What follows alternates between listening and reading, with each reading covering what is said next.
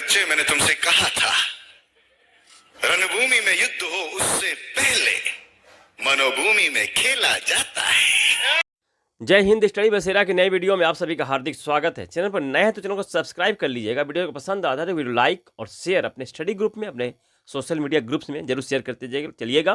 Friends relative के साथ जरूर शेयर करते चलिएगा। सर चलिए, आज सबसे पहले हम लोग स्टडी देखेंगे। 2 दिन में हम लोगों ने छूट गया था स्टडी, मैं बाय मिस्टेक मैं भूल गया था, तो सॉरी चाहता हूँ और आज स्टार्ट करता हूँ। दुनिया की सबसे लंबी नदी कौन सी है? तो नील है, जिसकी लंबाई 6650 किलोमीटर है। दूसरी सबसे लंबी नदी अमेजन है, 6400 किलोमीटर। तीसरी लंबी नदी चीन की यांगजी नदी है, 6300 किलोमीटर। चौथी नदी है मिसिसिपी, 6275 किलोमीटर। नील नदी जो है 11 देशों से होकर गुजरती है। आगरा के मोती मस्जिद का निर्माण शाहजहां ने करवाया था।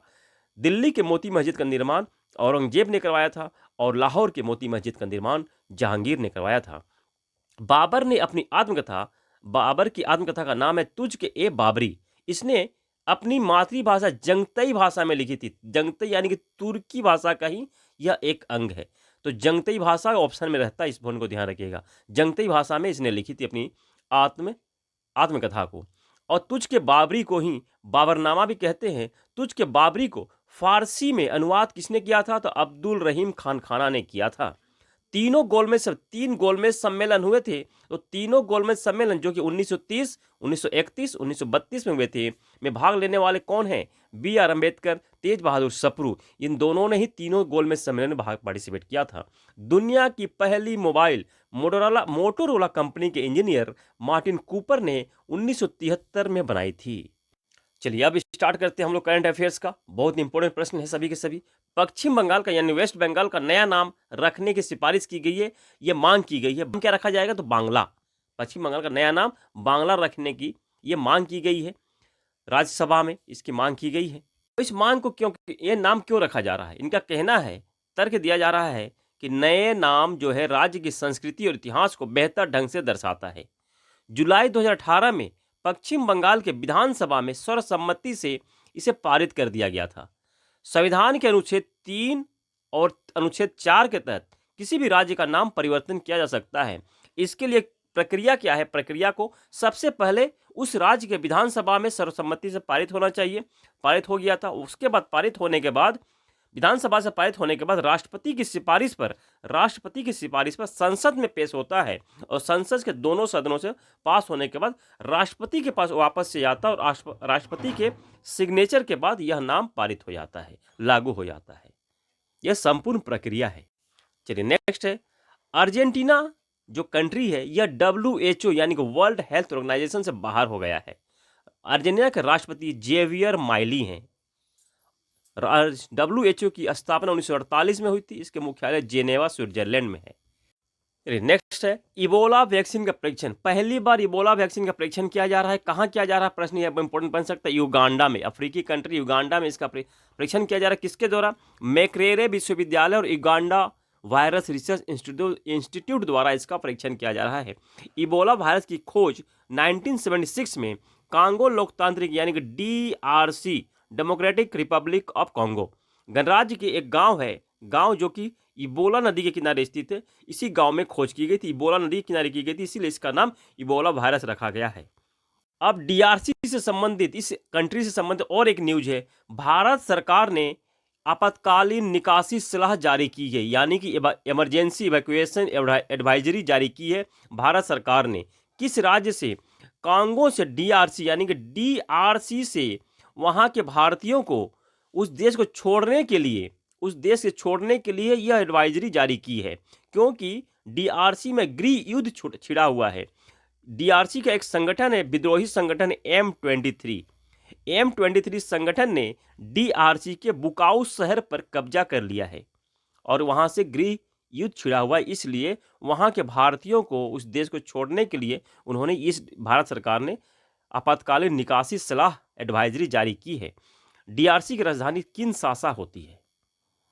भारत में पहली बार इंटरनेशनल बिग कैट अलायंस यानी कि अंतर्राष्ट्रीय स्तर की एक स्थापना का अवसर मिला है, स्थापना की गई है। इसका हेडक्वार्टर भी नई दिल्ली भारत में की गई है। 23 जनवरी 2025 में इसकी स्थापना को मूर्त रूप दिया गया है। बल्कि इसके शुरुआत कब की गई थी? अप्रैल 2023 में प्रधानमंत्री नरेंद्र मोदी जी द्वारा इंटरनेशनल बिग कैट एलायंस के लॉन्च किया गया था, परंतु अब ये कंप्लीट स्थापना हो गया। हेडक्वार्टर नई दिल्ली में है, इस पॉइंट को ध्यान रखिएगा। 5 देश जरूरी होते हैं स्टार्टिंग में इसे रेटिफाई करने के लिए। तो 5 देश कौन कौन से, किन देशों ने रेटिफाई किया है? निकारागुआ, एस्वातिनी, भारत, सोमालिया और लाइबेरिया। ये 5 देश है जिन्होंने रेटिफाई किया है इस स्थापना को। 7 बिग कैट लक्ष्य क्या है, उद्देश्य क्या है? तो 7 बिग कैट का संरक्षण करना। 7 बिग कैट कौन कौन से हैं? बाघ, शेर, तेंदुआ, हिम तेंदुआ, पूमा, जगुआर और चीता। इन 7 बिग कैटों का संरक्षण के लिए इस इंटरनेशनल बिग कैट अलायंस की स्थापना की गई है। नेक्स्ट भी बहुत इंपॉर्टेंट है, right to die with dignity, सम्मान के साथ मरने का अधिकार लागू करने वाला दूसरा राज्य बन गया है कर्नाटक। सम्मान के साथ मरने का अधिकार, इस कानून को लागू करने वाला दूसरा राज्य बन गया है कर्नाटक। पहला राज्य कौन सा था? पहला राज्य था केरल पहला राज्य था। ये क्यों लागू किया गया है कि कभी कभी कुछ बीमारियां ऐसी होती, लाइलाज बीमारियां होती है, जिससे कि दवा कर करके हम परेशान हो जाते हैं, परंतु वो ठीक नहीं होता है।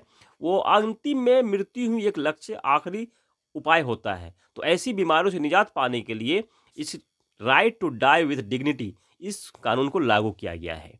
अगर वो मरीज चाहता है, पेशेंट अगर पसंद चाहते हैं कि इस बीमारी से परेशान ना होकर अगर मृत्यु को चुनते हैं, तो उस तरह से उन्हें यह इच्छा मृत्यु, एक तरह से है, इच्छा मृत्यु का अधिकार उन्हें दिया जा सकता है इस कानून के तहत में। तो कर्नाटक दूसरा राज्य बन गया है, पहला केरल है। अनुच्छेद 21 के तहत राइट टू लाइफ यानी कि जीवन का अधिकार का ही यह एक हिस्सा है।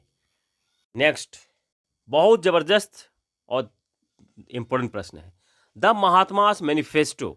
यह पुस्तक लिखी गई है अभी तो वर्तमान में राजेश तलवार जी द्वारा। राजेश तलवार तो यह पुस्तक लिखी गई है, किस पर आधारित है? प्रश्न यहां से बन सकता है। तो गांधी जी द्वारा लिखित हिंद स्वराज का आलोचनात्मक विश्लेषण है इस पुस्तक में। द महात्मास मैनिफेस्टो पुस्तक क्या है? जो गांधी जी द्वारा लिखित पुस्तक है हिंद स्वराज, इस पुस्तक का आलोचनात्मक विश्लेषण है। तो ये हिंद स्वराज गांधी जी ने 1909 में इंग्लैंड से साउथ अफ्रीका जाने के क्रम में हिंद स्वराज पुस्तक की रचना की थी, पुस्तक को लिखा था। और 1910 में ब्रिटिश सरकार ने हिंद स्वराज पुस्तक पर बैन लगा दिया था। कुछ और इंपॉर्टेंट पुस्तकें जो कि हमेशा न्यूज में बने रहते हैं, एग्जाम ओरिएंटेड पुस्तकें हैं, न्यूज में नहीं, एग्जाम ओरिएंटेड प्रश्न है। India divided doctor Rajendra Prasad द्वारा लिखित थे। Life divine Arvind Ghosh. Indian struggle Subhash Chandra Bose. India wins freedom Abdul Kalam Azad, पहले शिक्षा मंत्री। Young India Mahatma Gandhi. ये सभी पुस्तकें एग्जाम ओरिएंटेड है। यहां मैं एक इंपॉर्टेंट और स्टैटिक जानकारी देने जा रहा हूं आप लोगों को कि अर्जुन पुरस्कार कितने लोगों को मिल चुका है? 34, टोटल 34 व्यक्तियों को, 34 खिलाड़ियों को मिल चुका है, जिनमें कि 2 हैं जो सुचा सिंह और मुरली कांत राजाराम पेटकर। इन दोनों, ये जो 33 और 34 में हैं, इनको अर्जुन पुरस्कार लाइफ टाइम कैटेगरी में दिया गया। ये 2 हैं, तो लाइफ टाइम कैटेगरी में 2 हैं और 32 रेगुलर हैं। तो रेगुलर अगर प्रश्न बनता है कि अर्जुन पुरस्कार रेगुलर कैटेगरी में कितने खिलाड़ियों को, तो 32 खिलाड़ियों को। लाइफ टाइम में कितने को? 2 खिलाड़ियों को। तो मुरलीकांत अचरेकर जी के बारे, मुरलीकांत राजाराम पेटकर के बारे में इंपॉर्टेंट प्रश्न यहाँ बनता है, बहुत इंपॉर्टेंट है, देख लीजिएगा। लाइफ टाइम अर्जुन पुरस्कार पाने वाले भारत के पहले पैरालंपिक स्वर्ण पदक विजेता हैं मुरलीकांत पेटकर। 1972 पैरालंपिक में 50 मीटर फ्री स्टाइल तैराकी में पीला तमगा यानी गोल्ड मेडल जीता था इन्होंने। भारत पाकिस्तान युद्ध के 1965 के युद्ध में गोली लगने से ये दिव्यांग हो गए थे। इनके ऊपर एक फिल्म बनी है, ये पॉइंट ध्यान रखिएगा, चंदू चैंपियन। फिल्म का नाम है चंदू चैंपियन। और इस फिल्म में किन्होंने अभिनय किया है? तो कार्तिक आर्यन ये इन्होंने अभिनय किया है। डायरेक्टर कौन है? तो कबीर खान चंदू चैंपियन फिल्म के डायरेक्टर हैं।